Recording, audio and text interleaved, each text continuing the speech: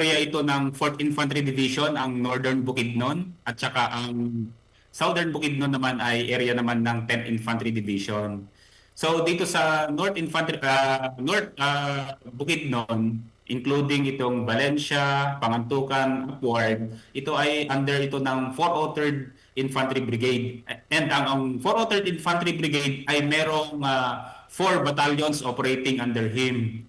Andito yung 8IB covering itong Impasugong and Malaybalay City. Nandyan din yung 1st SF Battalion covering itong Western Bukidnon. And nandito rin yung 88 Infantry Battalion na naka-station naman sa Bulunay but covering itong Upper Pulangi and the boundaries of with Agusan del Sur. And nandyan din yung 26 Infantry Battalion na under din ng 403rd Brigade but operating here in Bukidnon but they are stationed in Agusan del Sur. Good job, Bongo Boros. James. Kini manggong Bukidnon, Agusan del Sur. Even Misami Surintala, in 1980s kusog kay ang kuan dinhi ang insurgency nga mga lugar, di ba? Kusog kayo mo mo lang gitagaan gyud focus gyud sa armed forces, daghan kay gipamutang. Di ba? Daghan kay gipamutang nga mga batalyon kay para gyud nga ma-focus gyud ba. Na sa una magud ang focus kay mura maggubat ta pirmi gud ang nasa utok, tao. Agi basta army ka sa ang una nila gubat na, di ba? Gubat ba? Gila ba? Karon lahi na ang approach, di ba? Lahi na ba? Mo na mo tanan ko sa imo, Colonel, based on your observation, with the naman to Intif Ilkat, murag apil na gani ang military, murag nag-usay, murag na social, murag na DSWD ba? Kay tanan bitaw nga programa sa gobyerno naan na po sa military para maabot ang bukid, para wala lagi problema. Colonel, kini ba nga mga programa mo ba ni murag malipay ta mo ba ni nakapabungkag na gud o dili gani murag mo nagyoy nakapahina gyud sa insuransya dinhi sa ato, Colonel, sa imong area, Colonel? Yes, totoo yan, Bombo James. Ang tawag natin sa programa na yan ay Community Support Program ng Philippine Army. Ito yung mga sundalo na dinedeploy natin doon sa far-flung areas kung saan merong influence yung NPA doon. Pinapadala natin yung sundalo natin para mag-bridge doon sa kung ano man yung mga concerns na i-raise ng mga vulnerable sectors na kailangan i-address ng ating mga government agencies. So, nag-i-immerse doon yung mga sundalo natin, ina-unearth nila yung mga primary issues which includes yung mga poverty, yung land disputes, nandyan din yung mga injustices, and illiteracy. Ito yung mga tinitignan. Ito kasi yung mga issues na mabilis lang na ginagamit na propaganda ng NPA para makapag-recruit sila. Yung mga mahirap na mga sitios, yung mga hindi palaging napupuntahan ng ating government agencies, doon sila palaging nagre-recruit kasi dati itong walhong grupo. So ang ginawa natin, we deployed our forces, in-unearth natin kung ano yung mga problema doon, inilapit natin sa mga government agencies at tumulong tayo para matulungan ang government agencies ma-address itong mga issues na ito. So isa ito sa mga nakatulong sa atin para yung simpatsya ng mga na-brainwash nung araw na mga residente ay magbalik sila sa atin. Itakwil nila yung support nila sa mga NPA na naglihok doon sa area. Bombo James. Ang ato nakauban karon mga kapubo, mga ka-station worldwide dinasyon nila kay babati po ta sa radyo karon sa atong DXCB Malaybalay Bombo Radio Malaybalay Bukidnon. Ang dial is AM band 864.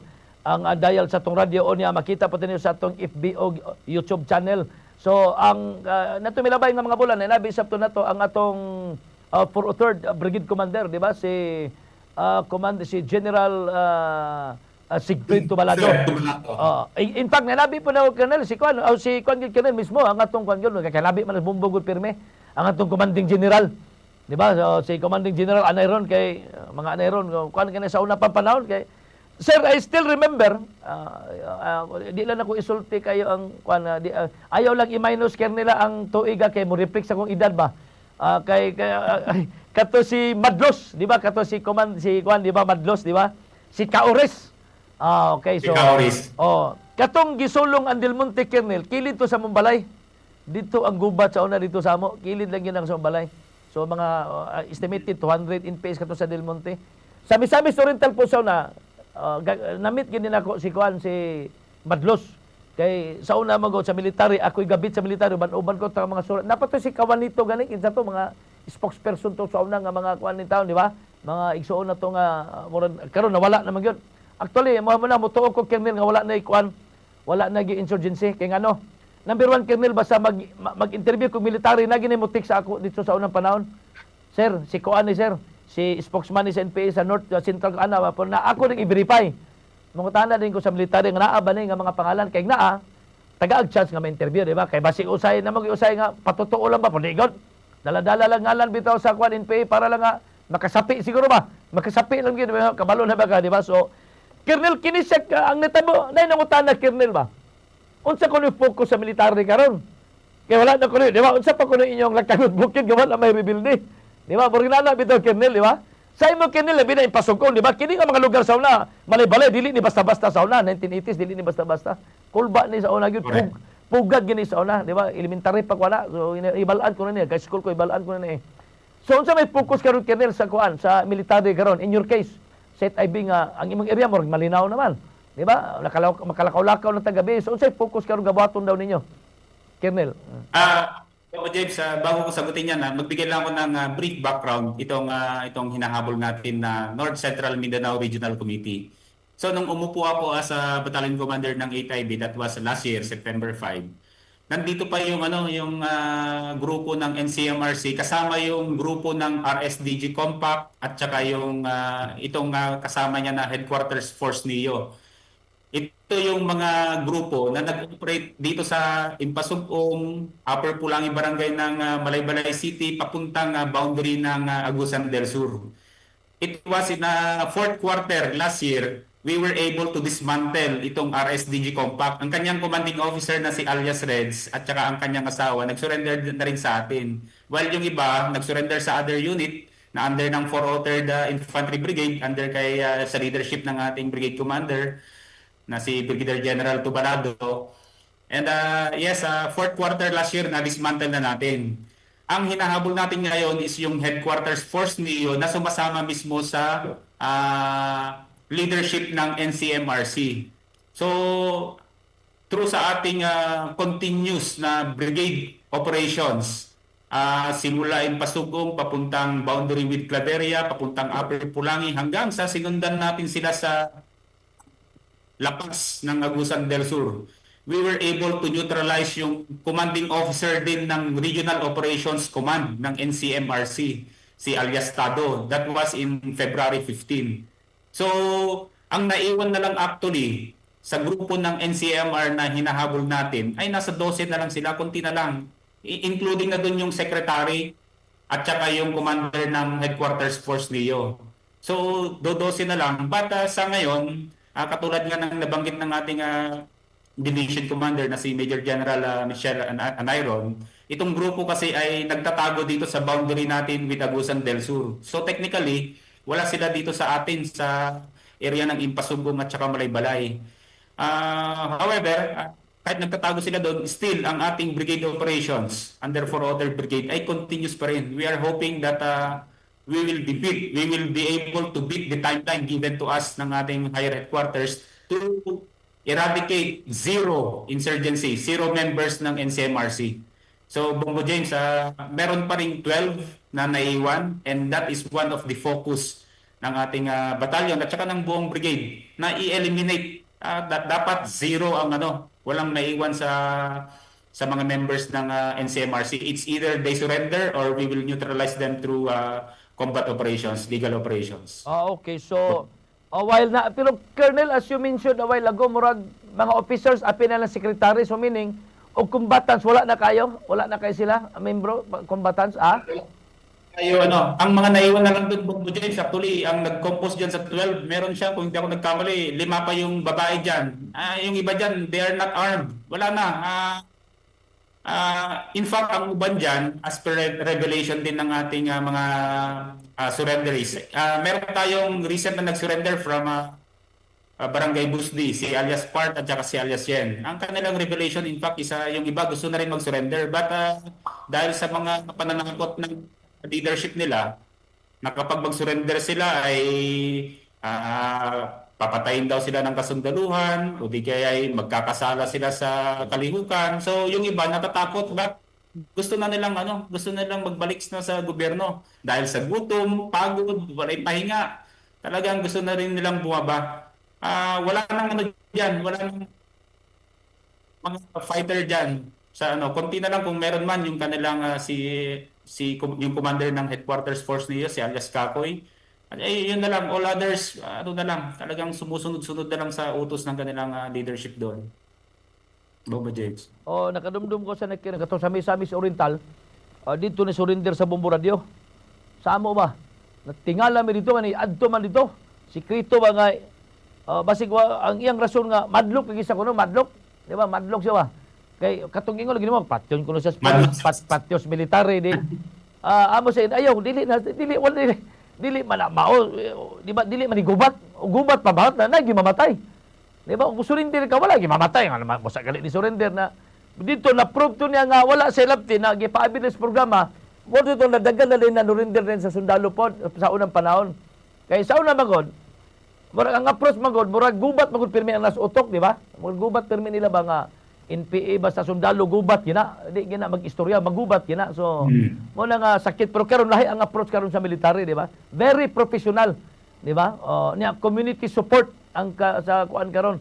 So, Colonel kining in MRC mao na lang ni nabilin. Bali mo unsa man ni katugi pangalan mo nag-usa na lang sila nag-usa. Murag giusa na lang nila para usa na lang mabilin nga grupo. Sila Bombo James, itong NCMRC, ito yung region, ito yung pinaka-leadership ng NPA na nagalihok dito sa ating NCMRC. Ang NCMRC, meron siyang SRC-1.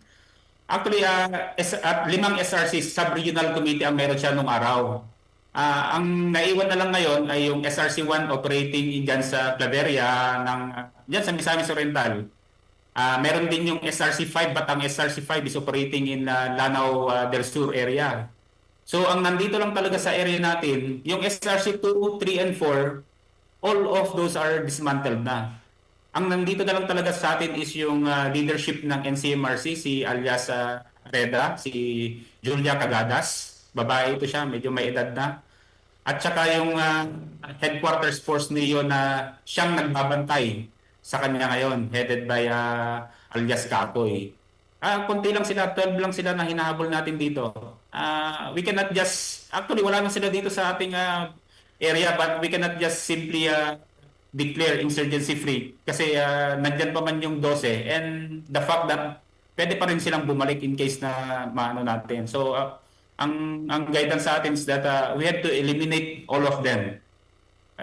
It's either they will surrender to us or magkaikwentro tayo sa kabundukan. Basta ang ating mission is zero members ng NCMRC na maiwan before we will declare insurgency free dito sa province ng Bukidnon. Pero sa inyo pag intelligence kernel Halyurina wala po mo nakadawat nga bisag 12 na sa punay pang-recruit pa may estudyante ra man ni mga universidad ang target nila di ba wala na po mo wala mo nasimutan nga gapang-recruit po ni sila. As of now and even since nung umupo ako Bombo James wala na tayong reported activities ng recruitment. Hindi na makalapit yung mga kalaban doon sa mga dati nilang barangay. It's because ito nga yung mga dating sympathizers nila bumalik na sa atin, naintindihan nila kung ano yung mga deceptions na ginawa ng mga kalaban nung araw when they were being recruited. Ngayon Bombo James wala tayong monitored na nag-recruit. But still again sabi ko nga we cannot rely on our laurels. We have to sustain our gains. Patuloy pa rin yung ating community support program sa mga far-flung barangays kasi the really intent is to address all of those issues being raised by the NPA para wala na tayong problema na kung meron mang darating later on na who will try to recruit them, at least yung mga katauhan na mismo ang lalaban against sa mga recruitment na ginagawa ng NPA group. O mo na ako mismo manawagan ko nga balik na lang mo. Dinirata patag kay lami kay spatsos Ginoo ko. Kalami kay dinis. Hoy Ginoo di ta kakaugla-uya da lugar wala ko magkuan kay usay magod. Ang rebellion magod tungod magunas makita ang ilang ideolohiya magod. Basta tinuod ang ideolohiya. corruption, di ba? Human rights violations, di ba? Mao man ni kasigara nga ang tao na magrebilde. Pero karon kay nana mo tay mga nanatay Commission on Human Rights, di ba? Bisag sa sundalo gali, naagali departamento na, di ba? Kana jago sa tawag ninyo na sir, kana mag-imbestigar sa inyo, simba ko ang sundalo makasala, di ba? Naana ba so kay kana nga mga butang mo na nga wala na siguro rason kernel gati sila mo balik siguro sa ato, di ba? Balik na mo da kay napay balay na pa mo ayuda din unya kanwa.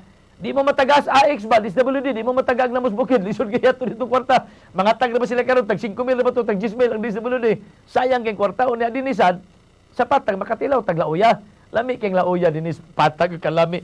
Unya makadisko-disko po tag magabi, di ba? Maka chill ba. So ang yun na to, napa mo 12, surrender na mo.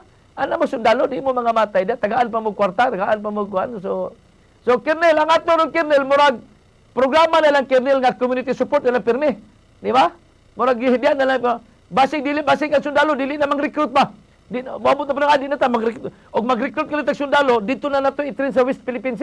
Kay tuwa dito tinuod na to nga kalaban wala din sa sulod sa Pilipinas. Pero kapag recruit gyapon kernel na bagya recruitment gyapon ang sundalo ni although support ID man pero gipakutana ko sa imo kay usay makabalo man mo. Na bagya kapag recruit gyapon ang atong gobyerno, kernel?